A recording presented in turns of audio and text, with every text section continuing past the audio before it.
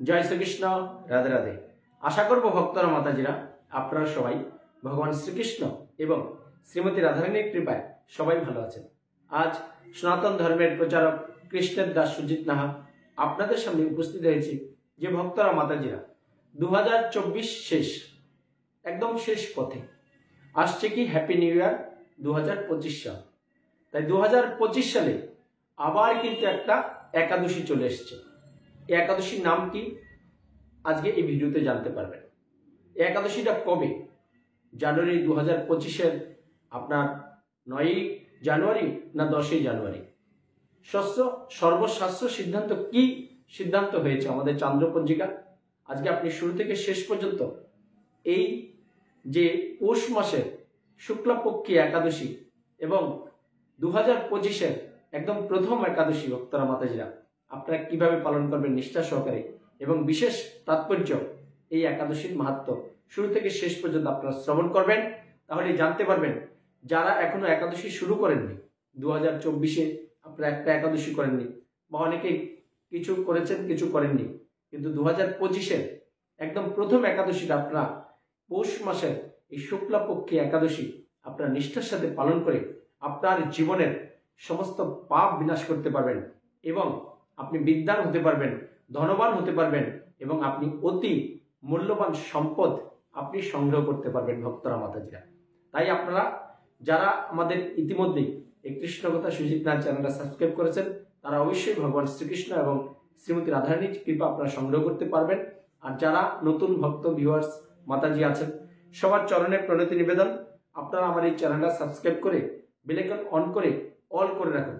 তাহলে আপনি পৃথিবীর যেখানেই থাকেন সমস্ত সনাতনদের মানুষরা আপনারা ঘরে বসে সুন্দর নির্মল বাংলা ভাষায় ভগবান শ্রীকৃষ্ণের প্রীতিবিধানের যে একাদশী এবং বিভিন্ন আমাদের সনাতন ধর্মের যে রীতিনীতি এবং অনুষ্ঠান হয় সেগুলো খুব সুন্দরভাবে নিষ্ঠা সহকারে আপনি এই স্মার্টফোনের মাধ্যমে ঘরে বসে আপনি শ্রবণ করতে পারবেন। আর একটা বিশেষ কথা ভক্তরা মাতাজিরা, আমি একাদশী দিন রাতে বিশেষ প্রার্থনায় বসি ভগবান শ্রীকৃষ্ণ এবং শ্রীমতী রাধারানী বিগ্রহের সামনে। আপনারা এর আগে অনেক ভক্ত ভিউয়ার্স মাতাজিরা আমার তাদের নাম এবং গোত্র পাঠিয়েছিলেন, তারা অবশ্যই এন্ট্রি আছেন। আর যারা নতুন ভক্ত ভিউয়ার্স মাতাজি আছেন আপনারা যদি ভগবান শ্রীকৃষ্ণ শ্রীমতী রাধারানীর কৃপা আপনারা পেতে চান তাহলে আপনার নাম এবং গোত্র খুব সুন্দর করে কমেন্ট বক্সে বা আমার এই ভিডিওতে স্ক্রিনে ফোন নাম্বার আছে, হোয়াটসঅ্যাপ আছে, সেখান থেকে আপনারা পাঠান। আমি আপনার নাম এবং গোত্র একাদশী দিন রাতে বিশেষ প্রার্থনায় বসে ভগবান শ্রীকৃষ্ণ শ্রীমতী রাধারানী গোলকধাম বৃন্দাবনে প্রেরণ করব, যাতে আপনারা সংসার জীবনে ভক্তরা মাতাজিরা এই নতুন বছরে ভালো দিয়ে আপনারা শুরু করতে পারেন। তাই এখন আসি মূল পর্বে। যে বলছিলাম যে একে পৌষ মাস, শীতকাল চলছে মাঝামাঝি সময়ে, পৌষ মাসের শেষ একাদশী শুক্লাপক্ষী একাদশী এবং 2025-এর হ্যাপি নিউ ইয়ারের প্রথম একাদশী ভক্তরা মাতাজিরা, যার নাম হলো পুত্রদা নামে প্রসিদ্ধ। পুত্রদা কেন হলো? যারা অপুত্রক আছেন বা যারা পুত্র সন্তান কামনা করতে চান তারা অবশ্যই এই একাদশীটা পালন করবেন। কারণ পরিশেষে আপনারা একাদশী মাহাত্ম্য যখন শ্রবণ করতে পারবেন তো দেখবেন রাজা এই পুত্রদা একাদশী পালন করে সে এক তেজস্বী পুত্র সন্তানের লাভ হয়েছিল। কারণ আমরা কি জানি, যার পুত্র না থাকে সে ইহজগতে পরজগতে কোথাও সুখ পায় না, বা পুত নামক যে নরক আছে সেই নরক থেকে যদি আমরা উদ্ধার হতে চাই তাহলে অবশ্যই পুত্র সন্তান প্রয়োজন।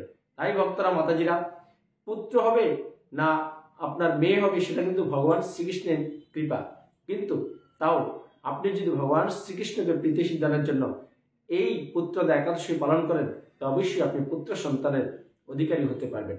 নিষ্ঠা সহকারে আপনার এই একাদশীটা অবশ্যই পালন করবেন, কারণ নতুন বছরের শুরুতে একাদশী শুরু হচ্ছে, আপনি অবশ্যই পালন করবেন। তবে কবে করবেন একাদশীটা? 9ই জানুয়ারি 2025 না 10ই জানুয়ারি 2025? তাই ভক্তরা মাতাজিরা আপনারা 10ই জানুয়ারি এই একাদশী পালন করবেন, খুব নিষ্ঠা সহকারে আপনারা পালন করবেন। 10ই জানুয়ারি শুক্রবার পড়েছে, নিষ্ঠা সহকারে এই পুত্রদা একাদশী পালন করবেন। একাদশী কিভাবে পালন করবেন? যারা আমিষ আহার গ্রহণ করেন তাদের দুশ্চিন্তার কারণ নেই, আপনারাও খুব আনন্দ সহকারে একাদশী পালন করতে পারবেন। কিভাবে করবেন? আপনাকে কিছু কয়েকটা নিয়ম মানতে হবে। কি করবেন? একাদশীর আগের দিন আপনি সমস্ত আমিষ আহার বর্জন করে আপনি কি করবেন? নিরামিষ আহার বা কৃষ্ণ প্রসাদ গ্রহণ করবেন। একাদশী দিন আপনি অনুকল্প প্রসাদ গ্রহণ করতে পারেন, যেটা ভগবান শ্রীকৃষ্ণকে নিবেদন করে করবেন। এর পরবর্তীতে আসছে যে পুত্রদা একাদশী আপনি সংকল্প থেকে পালন পর্যন্ত কিভাবে পালন করবেন। আজ যেহেতু মাহাত্ম্য নিয়ে আমি আপনাদের সামনে উপস্থিত হয়েছি, তাই আজকে এই পুত্রদা একাদশীর মাহাত্ম্যটা শুরু থেকে শেষ পর্যন্ত আপনারা শ্রবণ করুন। তাহলেই বুঝতে পারবেন যে সমস্ত সনাতনধর্মী মানুষের এই পৌষ মাসের শুক্লপক্ষী একাদশী এবং 2025 সালের একদম শুরুতেই যে একাদশীটা কেন আপনারা নিষ্ঠার সাথে পালন করবেন। তারপরে কি করবেন? আপনি যারা আমিষ আহার গ্রহণ করেন তারা একাদশীর পরের দিনও আপনি নিরামিষ বা কৃষ্ণ প্রসাদ গ্রহণ করবেন এই 3 দিন। তাহলে আর দুশ্চিন্তার কারণ নেই। কারণ অনেকেই আমাদেরকে ফোন করে কমেন্ট করে যে প্রভু আপনারা তো ভগবানের প্রসাদ গ্রহণ করেন, নিরামিষ আহার গ্রহণ করেন, একাদশী আপনারাই করবেন, আমরা আমিষ আহার গ্রহণ করি, আমরা পারবো না। না, শাস্ত্রে সবার জন্য একাদশী খুব নিষ্ঠা সহকারে পালন করার কথা বলেছে।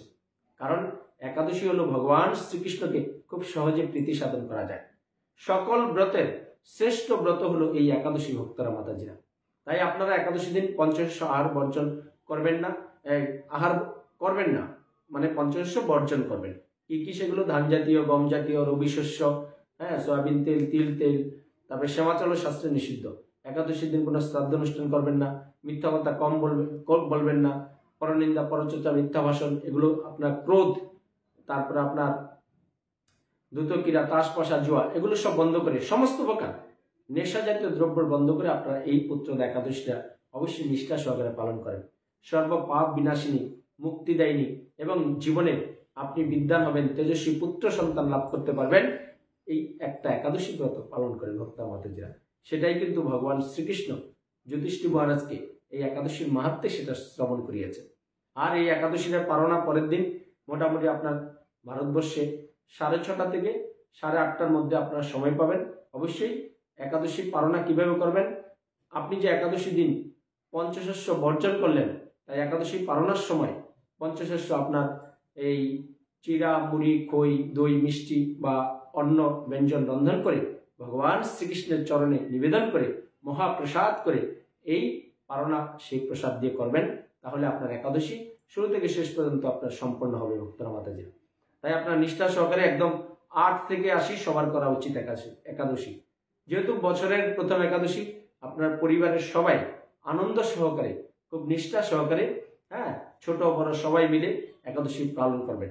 যদি বাড়িতে কারো এই পুত্রদা একাদশী পালন করতে আপনার অসুবিধা হয়, তাহলে আপনার নিকটস্থ কোনো ইস্কন মন্দির বা কৃষ্ণ মন্দির থাকলে সেখানে সংযুক্ত হয়ে আপনি সেখানে সামান্য অর্থের বিনিময়ে অনুকল্প প্রসাদ পাবেন।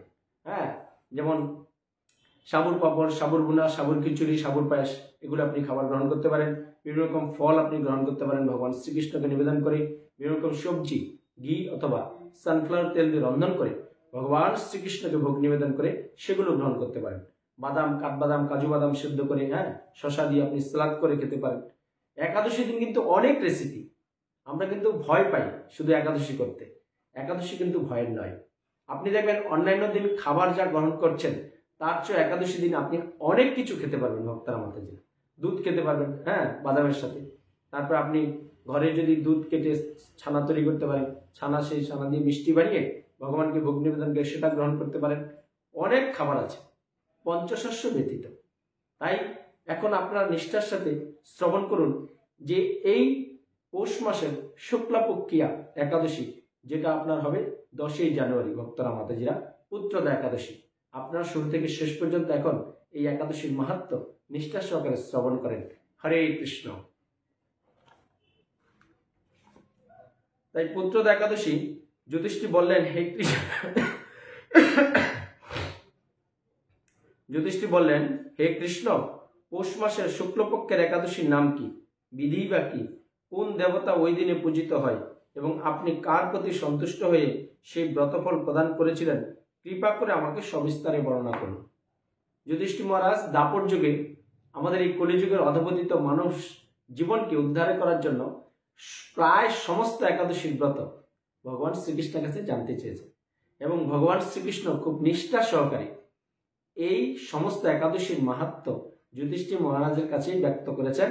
যার কারণে আমরা আজ সারা পৃথিবীতে ইউটিউবের মাধ্যমে ভক্ত মাতাজিরা আমরা প্রচার করছি এবং এই পুত্রদা একাদশীর মাহাত্ম্য কোথায় আছে? ব্রহ্মাণ্ড পুরাণে সুন্দর করে আপনার বর্ণিত আছে।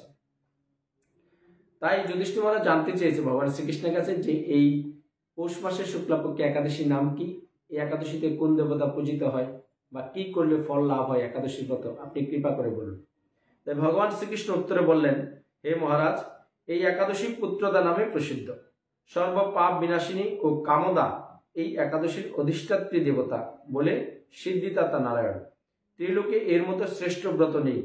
এই ব্রতকারীকে নারায়ণ বিদ্বান ও যশস্বী করে তোলেন। এখন আমার কাছে ব্রতের মাহাত্ম্য শ্রবণ করুন। ভগবান শ্রীকৃষ্ণ বলছেন যে একাদশী পুত্রদা নামে প্রসিদ্ধ এবং সর্ব পাপ বিনাশিনী এই একাদশী। এই একাদশীতে নারায়ণ সিদ্ধিদাতা নারায়ণের পূজা করলে কি হবে? নারায়ণ আপনাদেরকে বিদ্বান করবে, আর নারায়ণ আপনাদেরকে যশস্বী করবে, অর্থবান করে দেবে, এবং আপনি সর্ব পাপ আপনার বিনাশ হয়ে যাবে এই একাদশী ব্রতের ফলে। তাই ভগবান শ্রীকৃষ্ণ এবার যুধিষ্ঠির মহারাজের কাছে একটা একাদশীর মাহাত্ম্যটা বর্ণনা করছে। ভদ্রাবতী পুরীতে সুকেতুমান নামে এক রাজা ছিলেন। তার রানীর নাম ছিল শৈব্যা। রাজ দম্পতি বেশ সুখেই দিন যাপন করছিলেন। বংশ রক্ষার জন্য বহুদিন ধরে ধর্মকর্মের অনুষ্ঠান করেও যখন পুত্র লাভ হলো না, তখন রাজা দুশ্চিন্তায় কাতর হয়ে পড়লেন। কোথায়? ভদ্রাবতী পুরীতে সুকেতুমান নামে এক প্রসিদ্ধ রাজা ছিল, খুব ধর্মপান রাজা। সে ধর্মকর্ম ভালো মতন করে রাজ্য প্রশাসন করছিল, কিন্তু তার কি ছিল? পুত্র ছিল না। সে বংশ রক্ষা করার জন্য অনেক দান ধ্যান ধর্মকর্ম করেছে, কিন্তু পুত্র সন্তান লাভ হচ্ছে না সেই দম্পতিদের। তাই সকল ঐশ্বর্যবান হয়ে পুত্রহীন রাজার মনে কোনো সুখ ছিল না। তিনি ভাবতেন, পুত্রহীনের জন্ম বৃথা ও গৃহশূন্য। পিতৃদেব মনুষ্য লোকের কাছে যে ঋণ শাস্ত্রে উল্লেখ আছে, তা পুত্র বিনা পরিশোধ হয় না। পুত্রবান জনের এই জগতে যশ লাভ ও উত্তম গতি লাভ হয় এবং তাদের আয়ু, আরোগ্য, সম্পত্তি প্রভৃতি বিদ্যমান থাকে। নানা দুশ্চিন্তাগ্রস্ত রাজা আত্মহত্যা করবেন বলে স্থির করলেন, কিন্তু পরে বিচার করে দেখলেন আত্মহত্যা মহাপাপ। এর ফলে কেবল দেহের বিনাশ মাত্র হবে, কিন্তু আমার পুত্রহীনতা দূর হবে না।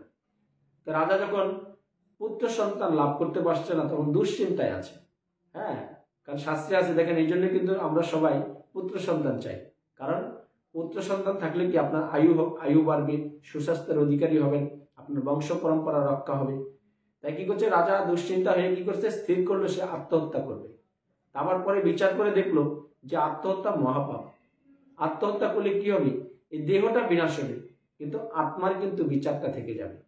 তাই ভক্তরা, মাতাজিরা, আমরা এখান থেকে কি শিখলাম? যে সমাজে আজকে আমরা যত কষ্টেই থাকি না কেন, যত দুঃখ জ্বালা যন্ত্রণা, যত আঘাত আসুক, আমরা কিন্তু কখনো আত্মহত্যার পথ বেছে নেব না। কারণ আত্মহত্যা করলে সে আত্মাগুলো কি হয়? না যায় নরকে, না যায় স্বর্গে, না যায় ভগবত ধামে।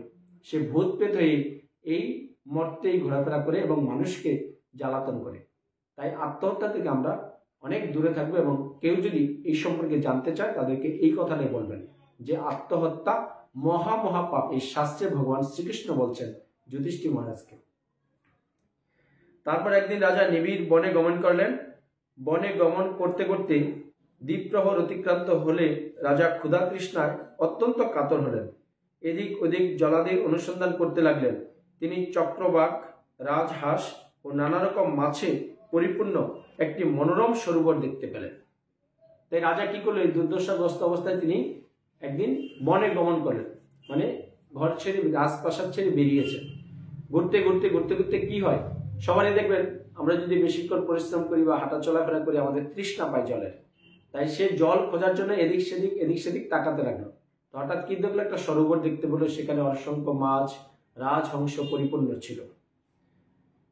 তাই সরোবরের কাছে মুনিদের একটি আশ্রম ছিল। তিনি সেখানে উপস্থিত হলেন। সরোবর তীরে মুনিগণ বেদ পাঠ করছিলেন। মুনিবৃন্দের শ্রীচরণে তিনি দণ্ডবত প্রণাম করলেন। তাই নিয়ে এদিক সেদিক খুঁজতে খুঁজতে কি হলো? একটা সরোবর দেখতে পেয়েছে, সেখানে গিয়ে একটা মুনিদের আশ্রম দেখেছে। আশ্রম দেখে কি হয়েছে? সে সেখানে উপস্থিত হলো এবং সরোবরের তীরে মুনিরা তখন বেদ পাঠ করছিল। বেদ পাঠ শুনে সে তাদেরকে দণ্ডবত প্রণাম দিয়েছে।